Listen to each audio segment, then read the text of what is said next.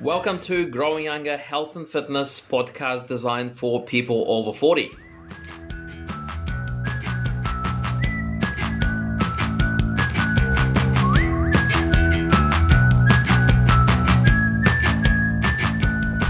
Hi guys, this is Gavyn and Alex here again on another podcast.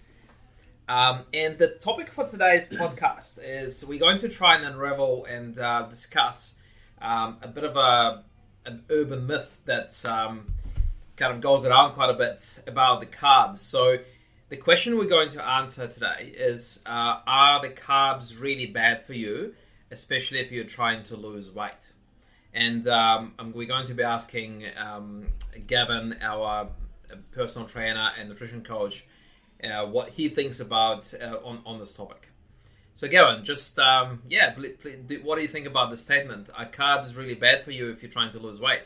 Cool. So good question. Get this a lot. So when we do our nutritional onboarding, we get people seem to think they're eating too many carbs and stuff. So first of all, carbs are not inherently bad, but what generally people say when they're reducing carbs from their diet is generally junk food. So it'll be like cookies and biscuits and all that sort of stuff, right? So when you look at those individual items, they're not actually carbs themselves. They're a mixture of carbs and fat. And what it is, carbs themselves are not inherently bad, but when you add fat to it and salt and sugar, what it does is it makes the food highly palatable. So like cookies, for argument's sake, there's a mixture of butter, there's going to be chocolate, there's going to be flour, all that stuff goes into that stuff. So it's a combination of all those foods make it really bad. So I always say to people, like, if you're like addicted to carbs and things, or sugar in particular, go and get a spoonful of sugar out of the cupboard and eat it. And you're not going to eat it because it's disgusting. But if you were then to add some flour to it and some butter to it, and all of a sudden you've got cake batter, which is very easy to overeat. And because of all of those things, they go together, it becomes calorie dense.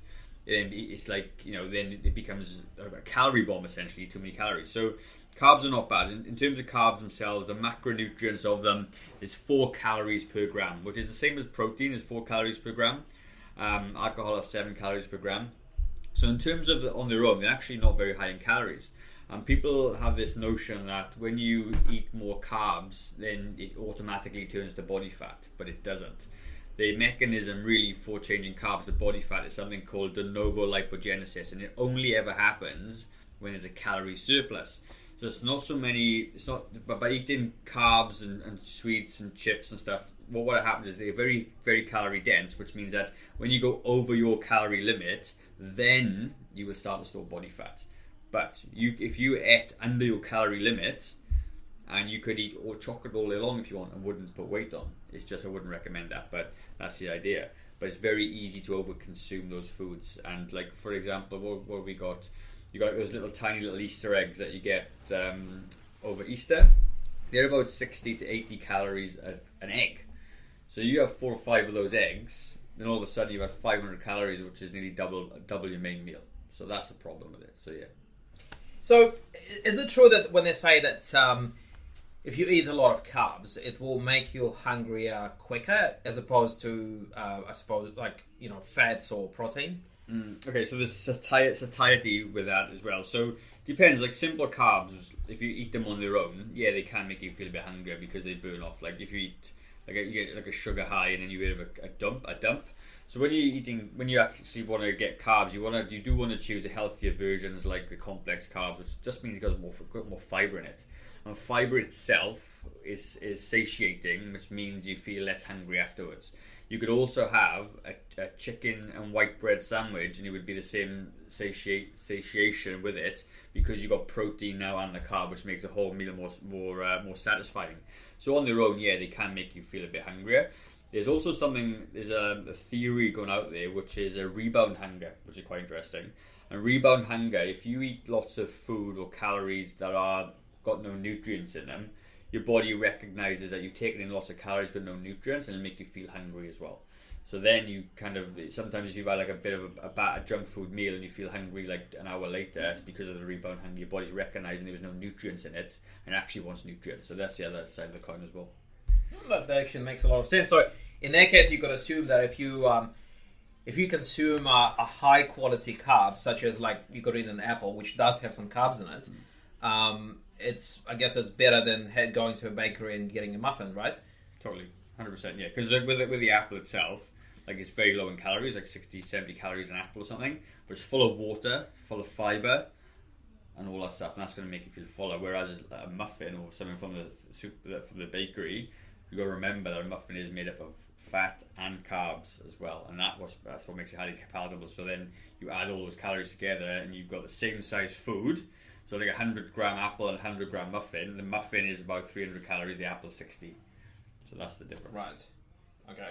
So you can essentially what you're saying is like you can eat 5 apples to get the same number of calories as eating one muffin, which most people would not be able to eat 5 apples in one go, right? That's right. So that makes complete sense. Is there any difference, like with what you just said? Like obviously we are primarily talking about people over 40. Like with the carbs scenario, like is there anything different about for people over 40?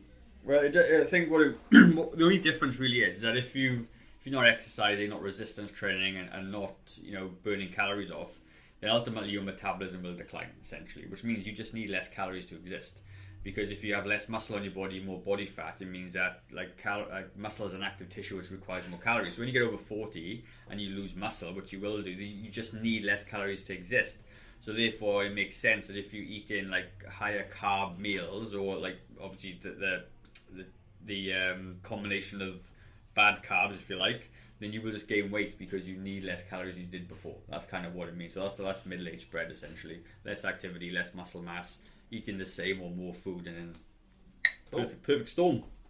Good. That all makes sense. So I guess in summary, you could say that carbs are not bad for you. Essentially, I think most of us will need some carbs to give us energy to burn to do our day-to-day things. It's just that overeating carbs, and especially those bad quality carbs like sugar, white flour, you should try and minimize that in your diet as much as you can, isn't it? Yeah, totally. You just need, you need to, anything refined is probably to consume less of because it's been refined.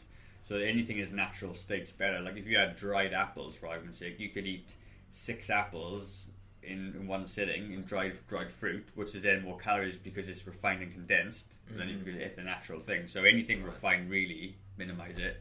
Eat more the natural state, I guess. And all right, so stay away from the local bakery, eh? Don't do it. Okay, guys, hopefully that was helpful, and we'll speak to you in a few days with another podcast. Take care for now.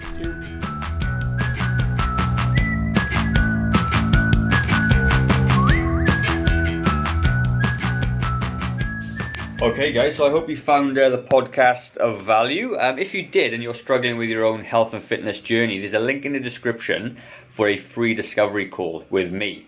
And that free discovery call, we're going to cover off a little bit about you, your history, your goals, what you want to achieve, and maybe we can help you or not with your own health and fitness goal. So if that does sound like something that you'd like to do, then click on the link in the description, and I look forward to chatting to you in the very near future. Have a good day, guys. Bye-bye.